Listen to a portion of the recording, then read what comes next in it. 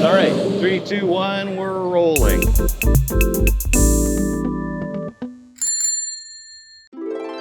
I actually forgot to do an intro.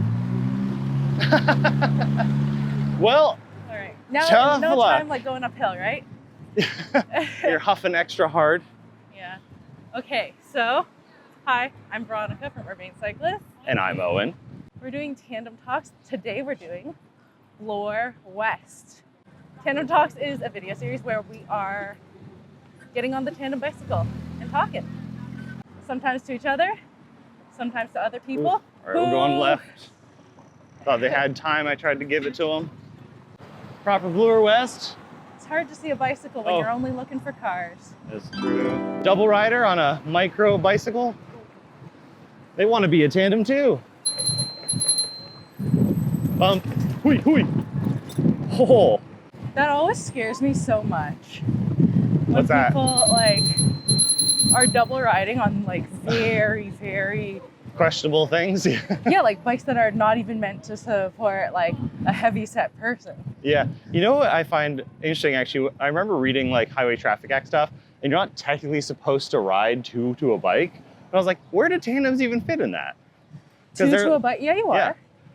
I don't think you're actually technically supposed to though. And like, if you actually look up the phrasing, I mean, you are allowed, but according to highway traffic rules, I think it's like one of those things where on paper you're not. I'll put it up on the screen if Yeah. what the law is. Gonna verify that. Yeah. Gonna have to Google that, do a little reading. This section I actually find stresses me out because like normally it's like open, you can see forever, but because this is so tight and close, you can't pass anyone, and also like you are fully in the hook range. When you're down on Bayview and you see how many times people have impacted the guardrail towards the bike lane, and you're like, I can't get the mental image of just like people speeding down Bayview and then smashing into the guardrail right beside where I'm riding. I'm like, I know it's protected, but it barely feels like it when people are smashing into you, you know? And like you can see the city, I guess, is going through marking all the broken ones. Yeah.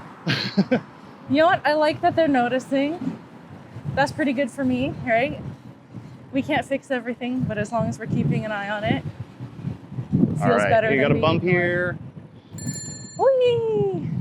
And another. Whee! So the chain's squeaking so much, I feel like we have another cyclist behind us. But I do, it's you. Yeah, it's me, yeah.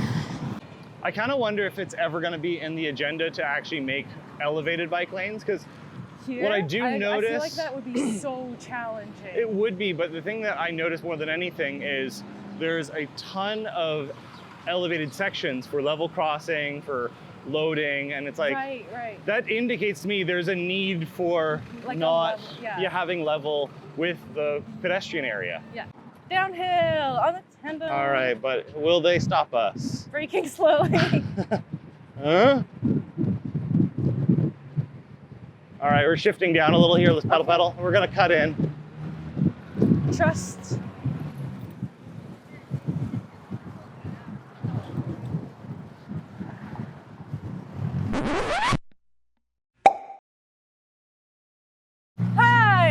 Oh, I can't wait.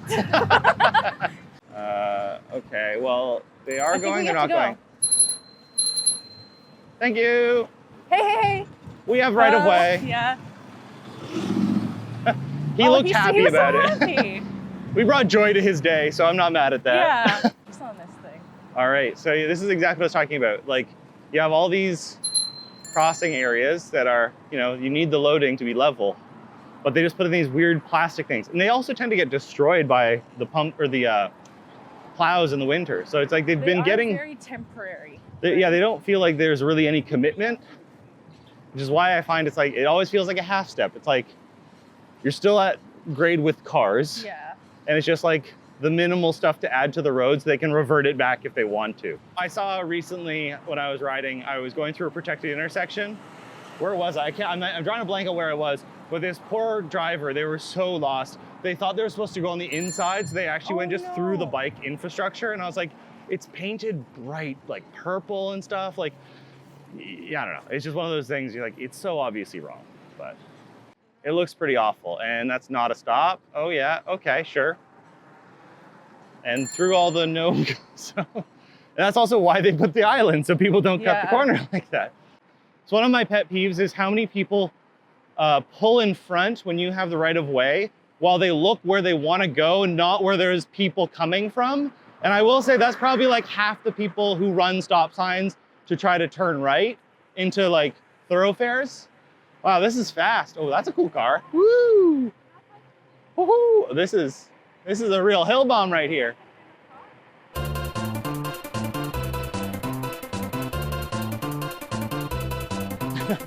That's where the tandem's the most fun, when you get to do a gentle downhill like that with no obstructions.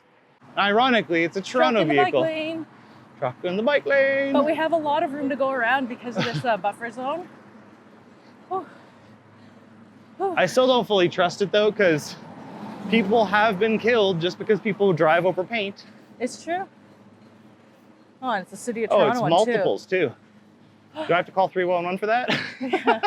Help. Oh, and the TTC. And you know what's funny about this? The only reason we're coming out this far is because there's bike infrastructure. I would never think of coming anywhere near here if I didn't live here. Yeah, it's true. It's not. Well, you also see that you get a local business giving us hate mail. What do you mean there's nothing fun out here? Is there anything? I don't know if there is actually. More recently. See, this is what I don't like though. It's like you're in the catch basin. You have to like navigate all these bumps and lumps and because the eye lines are weird with the in and out, we have the next crossing, we have someone completely blocking it. I didn't even see that dip coming. Good morning. You too. The joy of getting to talk to people. Oh, wow, I love that. All right, that lovely crossing guard again. Here we go. Friend. Okay, I'm indicating a right turn. Which hand are you using? Oh, and a ramp right away? Yeah, straight into the ramp.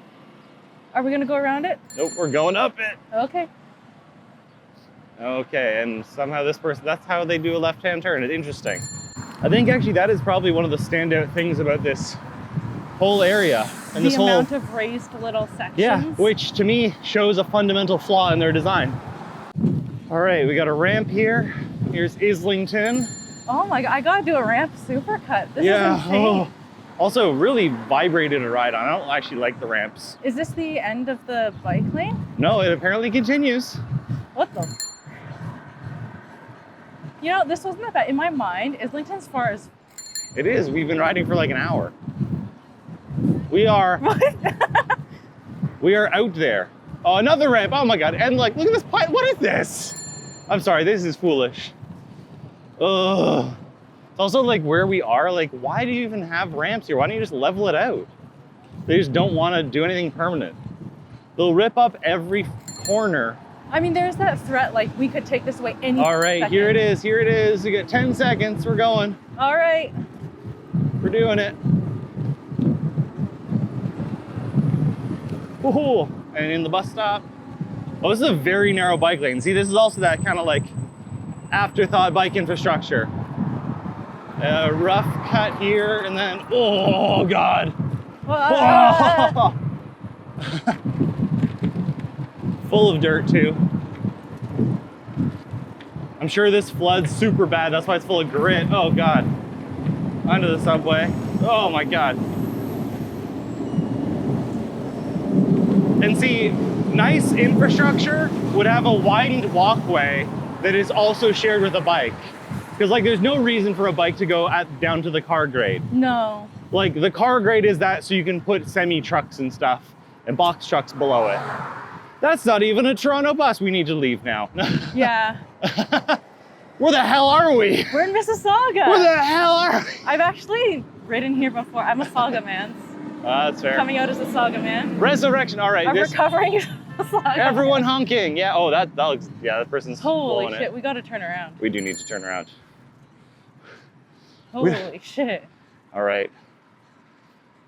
Should we take that double left turn coming up? I was thinking we just turn around here. Sure. When the light changes.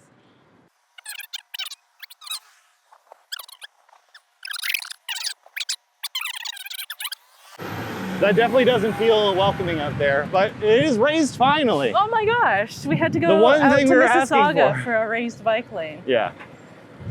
Yeah, so I maintain in an ideal world where bikes aren't secondary and an afterthought, we need the pedestrian and bike infrastructure at grade with each other. Cars dip. So even at road crossings, you need to go up and over effectively a large speed bump to slow and calm traffic, not just these weird islands for people to smash into, you know? Look at all the people we're whizzing past though. It's true, this in itself is a short. Look how inefficient these cars are. Look how inefficient this transit is. And look how bad this person's turning right in front of us. That's the bus. All right, we ready? passed Downshifting, downshifting. Whoop. Okay. Ding, ding, ding. Trying to save the knees. I want a bell.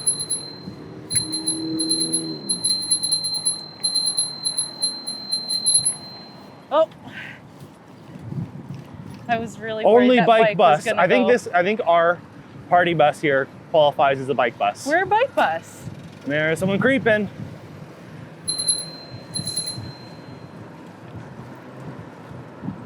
Well, it's nice to at least see the transit platforms being used.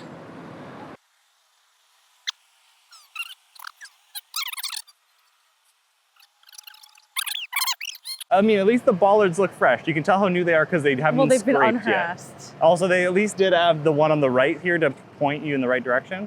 There All are right, you some ready? people, some We're gonna start cars, rolling. sorry. 3, 2, 1, rolling. There's some cars we're passing that are literally, we pass them the other direction too. Yeah. I don't like the speed of this car. We're gonna go ahead. Called it.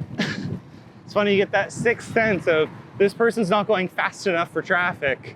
They're definitely gonna try to cut us off. Why not indicate though is my thing, right? Well, they waited till after I rang my bell and we were passing them because I could tell what they were doing. And again, another bump. Woohoo! It's like, this is like traffic calming for bikes. For us, yeah. Like, those damn bicycles are going too fast. It's because we passed too many cars and they're like, we gotta calm down these bikes. They're too fast, too efficient at moving through the city. We gotta make sure we have some slalom courses for them. I don't know if it's actually better to do that. I think I'd just rather they park there and I get to go straight. But then they'll have to traverse through I the guess bike that is lane. that's the point. It's like, I don't know. The likelihood that they're going to check first is very low as well. It's true. I guess that's where I struggle is as an experienced cyclist, I know how to merge with traffic and I get stressed when I struggle to merge at speed, and being in a protected infrastructure, you're like often dragged to like crawling speed. Yeah. We're just gonna slowly. And when driving, like, you know to look for a cyclist. Yeah, I just think sometimes there's certain aspects of protected infrastructure that sometimes kind of flop if people don't plan them correctly, where it's like if you're not in eye line with cyclists, you forget they're there and you don't have to, you think you don't have to look, but you do. I mean, being a pedestrian reminds you that pedestrians exist though. Yeah. Being in a car 24/7, parking at the place you want to, like as close as you can to the place you want to get, and then going from the car to the place. Yeah. All right, we got 8 seconds and a big old bump here. Ready? We're gonna go bump here. Bump. No, we don't have time. Okay. Or do we? Yeah, we have time. Aha! Just like a car. Oh, you remember this hill the other way? Yeah. Woo! Whee! Wee-hoo! Holy, all right, there we go. Nice, nice. Haha! The wind noise is gonna be out of control. All right, now straight into a cut here. Oh God. Heavy, you know, that was fun. I'd rather almost be in the main lane at this point instead of this. Because like, oh, sorry, we're bikes, we're only allowed to go 20. That's the rules. Oh yeah. Pollen advisory, it's like it's snowing. I think the milkweed pods are so beautiful. They are. I was down in the East Dawn about a week ago and it looked like it was snowing. I looked up and I was like, wow, it is legitimately like a pollen storm. And it was like gathered along the side of the road, yeah, the like riverbanks. a snowdrift. It was so beautiful. It was very nice. These are nice. I like these planters. They are nice. The thing with these though is like if a car hits one, it's gonna block off the entire thing. Yeah. Well, you can actually see they at least put some parking blocks on the outside to hopefully limit the the cars smashing into them. Yeah. Well, I think the good news, this is more of a thoroughfare area. Like, this is residential. People are just kind of driving through and getting to places. They're not dropping people off the same way. This is what we need everywhere. Do you think they're going to put these in? I hope so. It's better. This is definitely what we need, though. It feels solid. Supercut of ramps. That one you can see has had a bollard ripped out of it too. Bunch of vents. What? This is bonkers. Well, I know why they need it here. Yeah, right? That's obvious. Yeah. And for the funeral, sure. Makes sense, I guess. Don't want to be bumping the corpses. This one, I wonder why they need it, though. What is this place? Oh, this is a bus stop. It's a night stop. What's this? There we go. Wow, another one. This is like, Bloor West is the land of ramp land over ramp. here. And oh, we got a ramp okay, here we city. go. We got a full guy with a dolly coming out. Yeah, I didn't know that was coming. You didn't say there was a ramp. Oh, I thought I did. Maybe I said it so much in advance that it was just, this is a very turny bike lane. Yeah. It's a bit perilous, for sure. Yeah, it's also like there's so many people wanting to, this is kind of what I want, just a straight shot. Ironically, that should be the bike lane now. You can see the paint reflects that. I also think a lot of drivers don't appreciate that, like, when you turn towards someone and then start just rolling, it kind of feels like you're threatening you on a bike. You know, you're getting like, someone just like, are they paying attention? Do they know I'm here? Or are they just gonna continue believe they going? don't recognize how frightening that is, because it is like, I could go any second. You could get and smucked. like, do you trust my, you know, my I'm response not looking time? at your direction, and I'm rolling gently. Yeah. Could be the moment. Anything could happen. Yeah, exactly. And then of it course, does feel like and then you end up slowing down right? extra to yield to them. Yeah. And then they're like extra mad because you're in their way for longer. And you're like, come on, I want to go. It's just you're threatening me with flattening me like a pancake. Yeah, it is a taunt. That's like straight up what it is.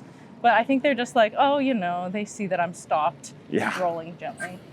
I really like seeing people smile because they're seeing a tandem. Oh yeah, it's constant. That's the only bummer about being in the front. You don't get to see half the people enjoying it. All right, here we go. Another in and another in again. We're gonna downshift because we're gonna get stuck, you know, going uphill. Oh, we got a car not stopping. Oh, they're just going for it. Bump, bump. The amount of street that is just unusable because we don't want cars to turn and like be crazy about it. Yeah. Like, I don't know if you saw how much of that street had been taken away. Yeah. Go there. Yep. Quite the hill. I don't know if they are open. No problem. Have a great day. They look super, super closed. Yeah. My goodness. Howdy. Oh, look who it is. Yeah, beautiful day for a tandem. Right? It is a beautiful day. We're just recording the whole thing in 4K. Oh, cool. So you're on it. Check it out. Yo, hello. Cool. All right, we'll enjoy. Yeah, we were just gonna do Bloor West bike lanes today, and we just kept going, and we're like, that's not a Toronto bus. And then we're like, okay, we gotta turn back. And the whole time I'm like, I want elevated lanes, and then they finally come in once we're like an hour out. Is unreal. Yeah, it's awful. Crazy. It's ramp Also, city I don't out mind there. ramps, but the temporary ramps are so like undulating and sketchy. Yeah, and they're also always you have full to of go in and screws. out, And the thing is, we know they're not temporary. Yeah, they're Yeah, semi-permanent. They're here to stay. Yeah. Oh, I think we're gonna stop at the snack bar. All right, well, I'm meeting somebody Yes. at the top. So Have fun. Yeah, have a great ride. Yeah, I think it's interesting that the accessibility angle is both for literal accessibility people, like making that claim for, you know, they don't want high-speed electric vehicles on the sidewalk. Fair, But then also honestly. we need to have the cars in the park. And it's like, I understand that angle too, but that's like such an isolated case where it's like, okay, It's yes, a what like, if, right? what if you have someone elderly with a walker? It's like, Honestly, we could have little like simple, like there already is literally Well, I think they have the train, the train, right? exactly. But We you could have implement something like a more that robust actually, shuttle system if we want. yeah, right? why wouldn't you just have a shuttle system in the park if it's actually an accessibility thing? And the train is so cute. It's very I know. personalityful. I don't think it's the most accessible train, but I think you could easily It's update cute. that. Come No, but like on. with like more level, little mini platforms and stuff for people. Just like we saw, you can repurpose all those plastic plastic ramps. platforms. Well, then it would also be a really good indicator for like, hey, there's a stop here. Yeah, That's absolutely. a place where we can use cycling calming measures and Yeah. like not complain. 100%. Again, ready? 3, 2, 1.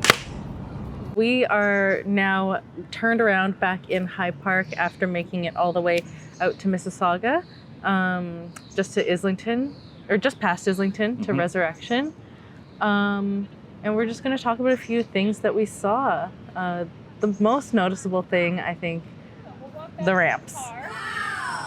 Yeah, the ramps, and also the further west we got, the less direct the lanes became. Like you could see they made like little indents for parked cars, so like you'd have a more direct main lane and still like cars, but they obviously don't want cars crossing the bike lane, so they've made that parking area now the bike lane. So you're kind of doing this like constant shifting in and out, and you're going down a nice like decline, and you're like, wow, we got so much speed, so much momentum, and then all of a sudden you're like, oh, we have to slow way down for like cutting into a parked space. And those also have that like those choke points. well, it's not only a choke point, it's that it's like the like drainage that's concrete versus asphalt, and I never trust that it's going to be a smooth bump. Like we have huge tires on the Tandem, so it's like pretty confidence inspiring to go over that. I'm not worried about the wheels slipping out, but if you're on a road bike, potholes that you can get like messed up by. Absolutely. For sure. Yeah, and I think the consistent theme I see is, as a bike, we are obviously always at grade with the street, but the fact that the further west we went, it's just consistently like loading platforms, bus platforms. It's like accessibility for pedestrians to get over the bike lane. So the considerations are, cars entering the bike infrastructure, and then the second consideration is pedestrians entering the bike infrastructure. Yeah. And the reality is it should all just be. We saw a lot grade. of both as well, for sure. Yeah, and I think what's slightly disappointing is the fact that we saw all of these like ramps and elevation changes on the ground that is not permanent. It's clearly a plastic ramp. It's like the bollards have been ripped out of it. There's usually like hardware. You can actually feel the thing kind of moves a bit as you're on top of it. I mean, we are a heavier than normal bike, but that's actually not that unheard of when you think of cargo bikes, when you think of electric bikes that are out there. So we're not actually that much heavier per se compared to some users, right? For sure.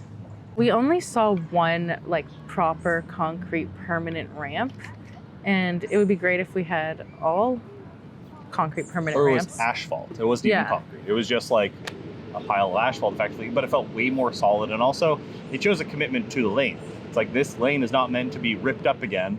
It's actually placed here, Those temporary plastic ramps, first of all, probably have to be replaced more frequently and maintained more frequently, and probably cost more to keep up than probably installing something permanent. Yeah. And they also are not 4-season compatible because they get hidden by snow, and then plows come in, and the city has been doing a better job at plowing, but clearly those I'm going to call it a temporary ramp because I don't, it's temporary. It's not a real piece of infrastructure, like you can't expect people to be riding on plastic blocks, which is kind of silly in my opinion, but they get ripped up by snow plowing. And the city's been doing a better job at plowing infrastructure, which I really do appreciate. But if you also have like these like ramp edges being torn up, and they even have to have a bollard on the inside on the curbside because they have to leave, I guess, space for drainage. So it's like there's a drainage dip, and then it's like you can miss the ramp.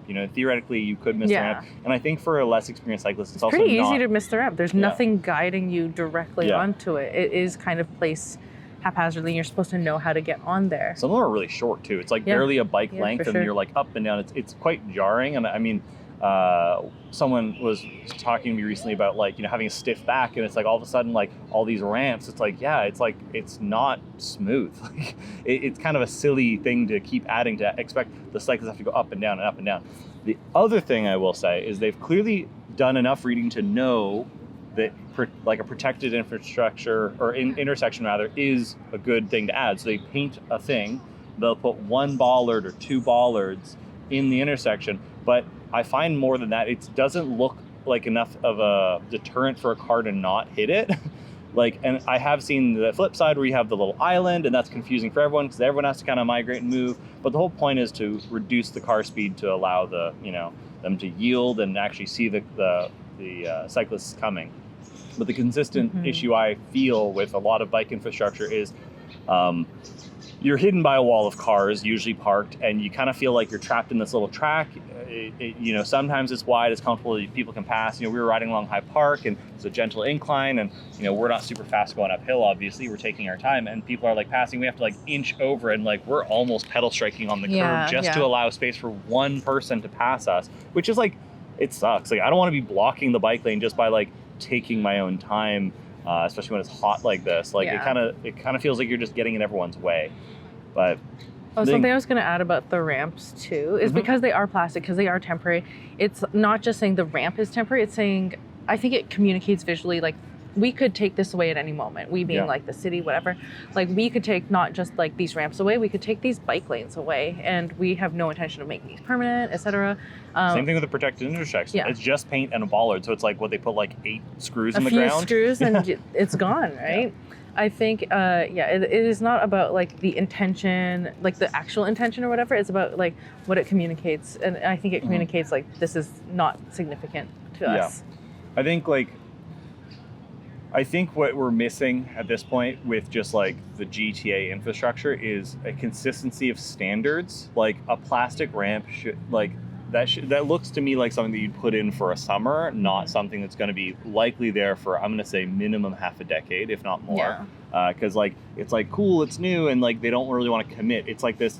You said it before. It's a half measure. You get like, we beg and we plead, we get a half measure, and we're all like, yay, protected. We're supposed to celebrate these, We heard a pedestrian be like, oh, these are the new bike lanes, I'm excited. I'm like, I'm excited, but like, I think people still won't necessarily adopt cycling when you make it hard and like still sketchy. Like, if you put yourself in the position of being a new cyclist, imagining having to cut in and out, constantly weaving, going up over these bumps, it's like, it's hard to maintain speed, and bikes are the least stable at slow speed. So it's like, you don't even get the sense of like having stability. It feels like it's like traffic calming for cyclists. And the reality is traffic calming for cyclists isn't really a thing. Like cyclists self-moderate in a good way. Like there's lots of evidence when you look at Amsterdam, you see uncontrolled intersections. It's basically a scramble intersection for all bikes in all directions. And you know what's amazing?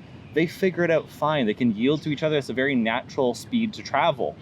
But we still You're also able to more clearly communicate with other people when you're like, well, yeah, you're out in the area. We're not in a bubble listening to music. Like we're like saying hi, people talking to us as we're moving. And like, that's the beauty of a bike, is like you are immersed in your environment, you're immersed in your community. And I think that's the other thing, is people tend to be community minded when they're on their bike, because they are thinking about their surroundings, they're thinking about the people around them. They're not able to actually engage with them. Like you can smell stuff, you can see stuff, like you're in contact with things. My kind of like big takeaway, my big thought around this stuff is like, as we get further and further from the city center itself, the more important the infrastructure becomes, but also we see how neglected and not very well thought through it is as well. Like it almost seems like just this I don't know what to call it, this concession that they give you. We have a bike lane, shouldn't you be happy? Right? That it exists at all.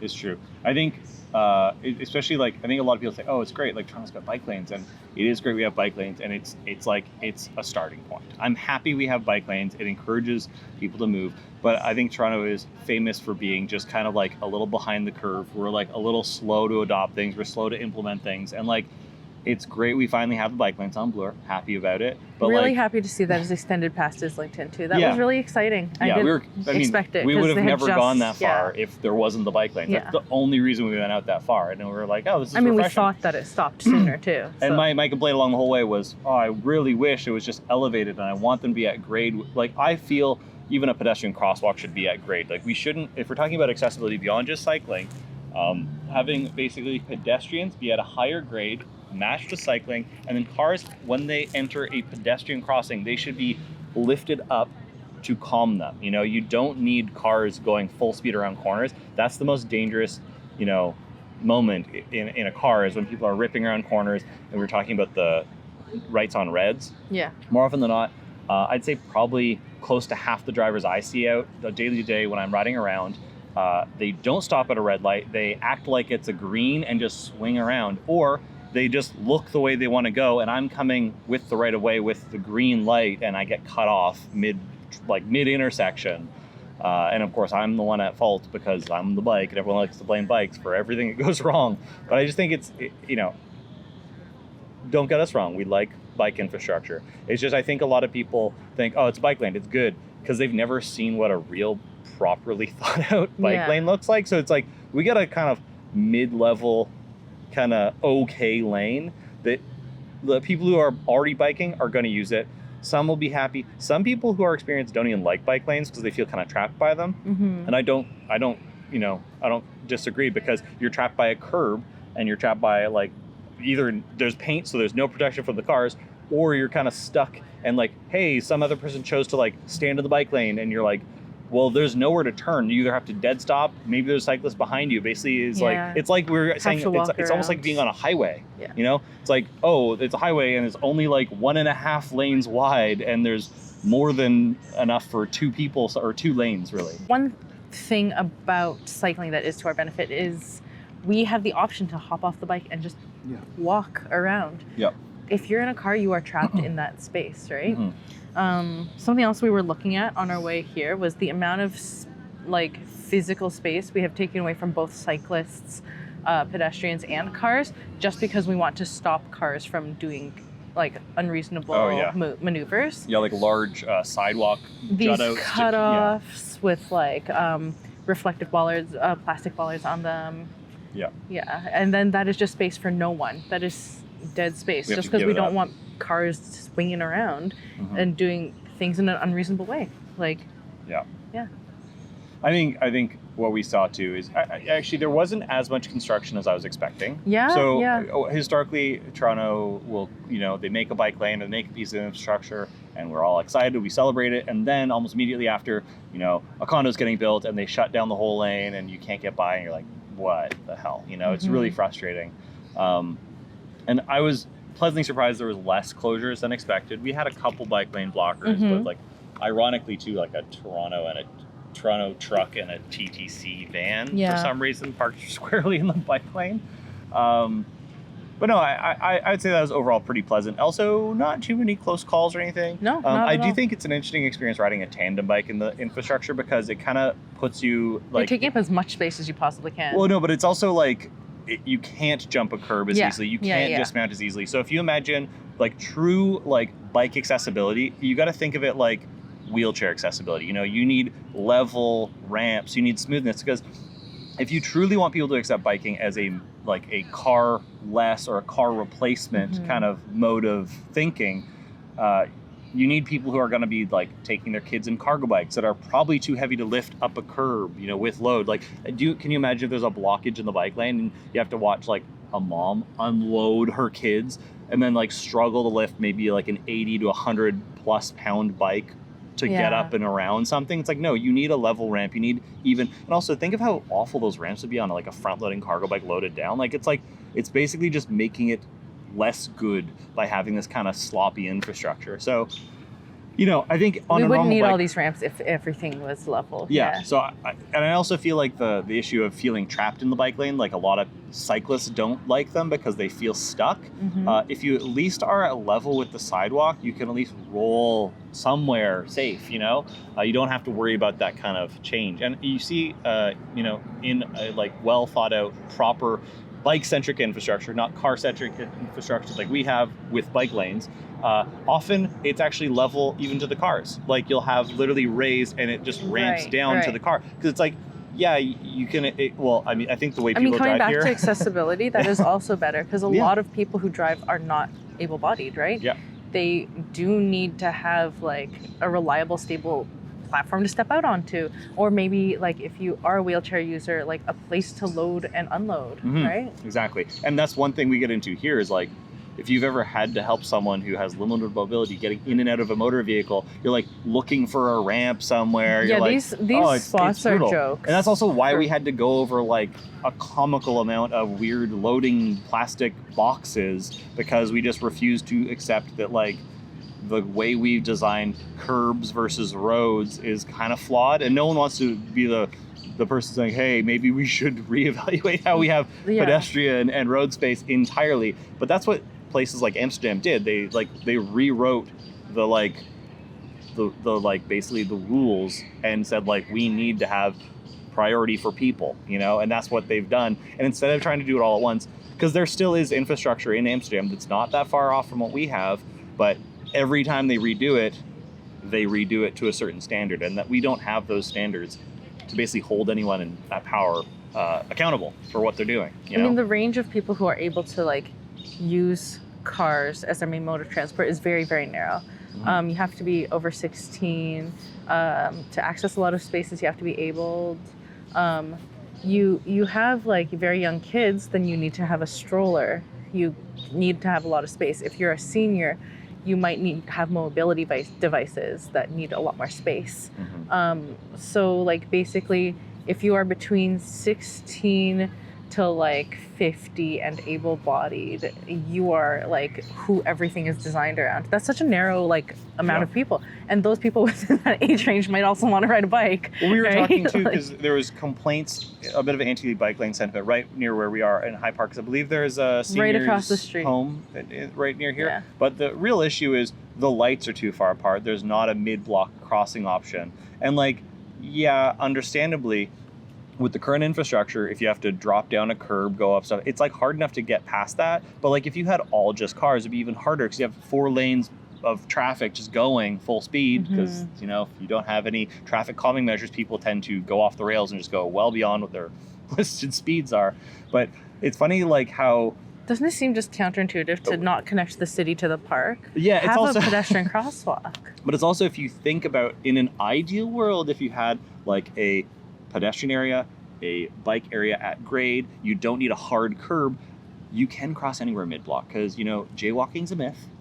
It's something that was designed by the car industry to basically walking. We want to criminalize people for using space that is like public space. It's like, obviously don't run out in the street in front of cars or bikes or anyone, but like crossing mid-block is not a crime. It is literally just like accessing the space in the most logical way. Having to it is presently a crime because of the structures that we exist within. It's the car-centric infrastructure. And I think that so many people just have it kind of reminds me a little bit of when people talk about taxing the rich, and some like middle-class person starts feeling a certain way about it. And they're like, it's about the 1%, it's not about you. You know, if we make good infrastructure, everyone is better off. But instead people are like, oh, cars are gonna go faster. And it's such a short-sighted view, because obviously the city's growing. We need to think outside the box. You can't just keep doing the same thing. We made a choice way too long ago to build the streets the way we did, and we're trying to like retroactively solve this by like piecemeal infrastructure and kind of like, you know, not very thoughtful design. And I'm sorry if you work for the city and you're hearing this and this is like, oh geez, your hands are tied. I get it. No one will get into office lobbying to completely restructure the roads in the city. I get it. But it's also like, to be a world-class city and to allow mobility and to allow freedom, to allow a little bit of like, you know, serene quietness. Like you have to go to a park just to get away from cars, and even then you can often hear cars ripping through around the roads around us. So, you know. It's really silly, I think. Sorry, I lost my train of thought. Because I was thinking about this recently with the TTC strike. Lead into that a little more strongly, just because I'm just imagining. I was thinking about this recently with the TTC strike, or that was averted, and how basically everyone was saying our roads cannot support this. Our current infrastructure cannot support moving this number of people if they all, ride-sharing services were like, we do not have the resources to support this. Yeah. Our roads would not be able to support this. Our cycling infrastructure would be stretched. Yeah. You know, and that is to underscore the importance of the TTC for sure, but it's also my point here is the inefficiency of like the car-based roads, because when you have all these single occupancy vehicles trying to move at the same rate as the TTC moves, where there are like hundreds of people in one vehicle, probably take up the space of 50 cars. It shows it's not sustainable. Yeah, it shows the inefficiency. And it's also like, I'm just gonna wait for that to clear. Yeah. What's all this noise all of a sudden? Yeah, it just highlights how like how foolish it was to structure our entire city around moving cars. And I think the whole one more lane argument that people always seem to think, it's like, it is proven to be flawed. If you keep adding more infrastructure, it gives people the idea that it is just like, oh, I can drive now because they're adding another lane to there's more lanes, we can all drive now, and it doesn't scale. It's not a scalable thing. You can't just add one more lane endlessly, because further you're going to have to add parking at each of the stopping points. Absolutely. Which is just taking away space. And soon it's just roads and parking lots. That's all we have. Yeah. So I think we've probably reached our time. We should wrap this up. But I think maybe this is a little. What's your major takeaway? My major takeaway is I think Toronto needs to implement a congestion tax. And I know that's not a popular opinion, especially anyone who drives into the city. But what I would love to see in Toronto's future Let's hear from some New Yorkers regarding congestion taxes. But I think what I'd like to see is obviously better, more people-centric infrastructure, not car-centric infrastructure, because that's just like something we have to get away from fundamentally, I feel. And a lot of talk, I think, is always about accessibility. Like, we don't officially allow e-scooters and e-scooter rentals because of accessibility, but yet we have this like car-centric infrastructure that's barely accessible at best. The flip side is the congestion thing. Honestly, like, we're at the cusp of needing it. I think like it sucks, and no one who is in office is ever going to want to bring that up or run on that as a platform, because they're never going to get elected. We made mega city, so now it's like the people in suburban areas that completely rely on their cars will always fight for that or fight against it. So like it's a pipe dream, but it's like it's the reality that we need. And I don't think many people are like what's the solution to reducing congestion in the city? We're building condos, we're growing. What's the solution? Like, you got to think outside the box. Moving more people more efficiently. We need better train service. We need more trains. Like the fact that I can, like, if I am in Hamilton, it's an hourly train or something. I was like, I have to wait an hour. If you go anywhere else. Oh, and if you miss one train, you're sat there for another hour. It's bonkers. Like, can we can't even have a half hour thing going? No, because some of our buses don't even come that frequently, right? Yeah, it's absurdly bad. So I think because the transit system needs to be so much better before we can actually get away with like reducing, our usage of cars. I think we're like, the change is bigger than I think most people want to admit, and I think there's like weird opposition always, and I think it's often the opposition is just short-sighted because people can't imagine their life any different than it is. And things have to change. That's my takeaway. Sorry, I kind of went. Yeah, Do you have any thoughts about specifically the westbound Bloor bike lane? It's not the total inefficiencies of our whole system. Well, no, I think like when we were taking the eastbound Bloor bike lanes, we see that that's still pretty downtowny, even if it's not in the downtown core. It's a lot like Bloor West Village here. But as we take them west, we see it turn into like proper suburbs, And those are areas where we need a lot more support for like safe cycling, but we see it even less support for it. That's my kind of like main observation. Yeah, I think people just need better options is the bottom line. It's not only about bikes. Or diversity of options. If you feel like you're locked into taking the bike because the TTC is slow, if you feel like you're locked into taking the bike because you won't get somewhere in time, walking or like even driving, it is often faster to cycle. Like having a diversity of options no matter what, like means you can do more. I think it's why it's such a like contentious issue, because so many people don't have options. And they've bet it all on car. And it's like, the infrastructure does back that up. So they're always going to choose car when it comes down to it. They're not willing to look outside the box and think of other options. Like, I would much rather be taking the train. I'd much rather be walking. I'd much rather be on my bike, maybe even skateboarding. Like, I prefer to be out when I can be. And I'm very happy that I'm privileged enough to live close enough where I can do that and kind of just like mix and match whatever I want to do. But like in Toronto, like I always feel like a fool when I take a car. I'm like, why did I take a car? Yeah. The bike is literally the same speed unless I'm going well outside the city limits. And even when I'm like crossing the whole downtown and just going to the East End, I'm still almost the same speed as I am in a car. Because the irony is the average speed in a car in Toronto is embarrassingly low. People are scared to travel in Toronto in general, like not just by bike, by car, by transit, whatever. It's so dangerous. Or there is this idea like it is dangerous to do. Sorry, there's this idea that it is dangerous to drive in Toronto. It's dangerous to cycle. Like I have friends who refuse to come into the city because they have to drive. Yeah. And like it doesn't have to be the case. It's not dangerous because there's more cyclists or there's better transit connectivity. It's dangerous because of the cars. I think also, I think the bottom line too with transit is like, it's still not good enough.